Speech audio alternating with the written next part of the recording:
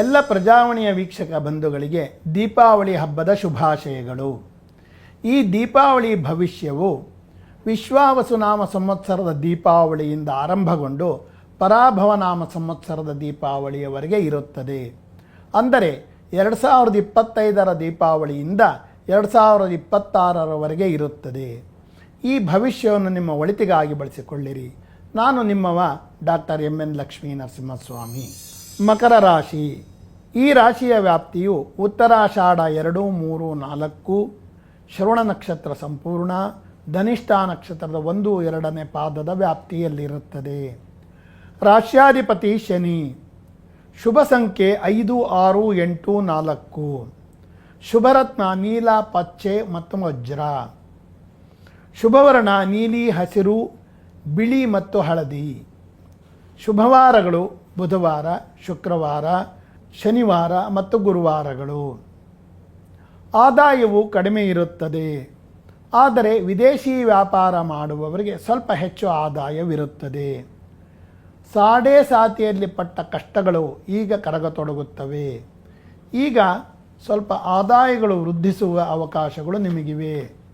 ಆಸ್ತಿ ವಿಚಾರಗಳಲ್ಲಿ ಇದ್ದ ಸಮಸ್ಯೆಗಳು ಈಗ ಬಗೆಹರಿಯುತ್ತವೆ. ನಿಮ್ಮ ಶತ್ರುಗಳನ್ನು ನೀವು ಈಗ ಸದೆಬಡಿಯಬಹುದು.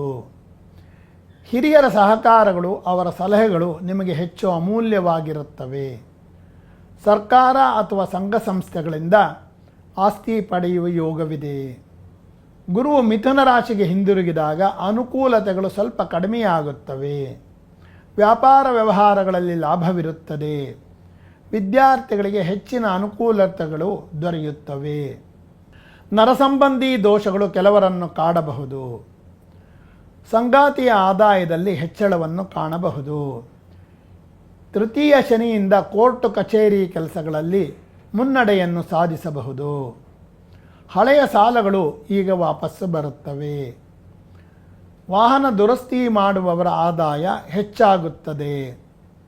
ವಿದೇಶದಲ್ಲಿ ಸಂಸಾರ ಮಾಡುತ್ತಿರುವವರಿಗೆ ಇನ್ನೂ ಹೆಚ್ಚಿನ ಅನುಕೂಲಗಳು ದೊರೆಯುತ್ತವೆ. ವಿದೇಶದಲ್ಲಿರುವ ಸಂಗಾತಿಯನ್ನು ಈಗ ಇಲ್ಲಿರುವವರು ಹೋಗಿ ಕೂಡಿಕೊಳ್ಳಬಹುದು.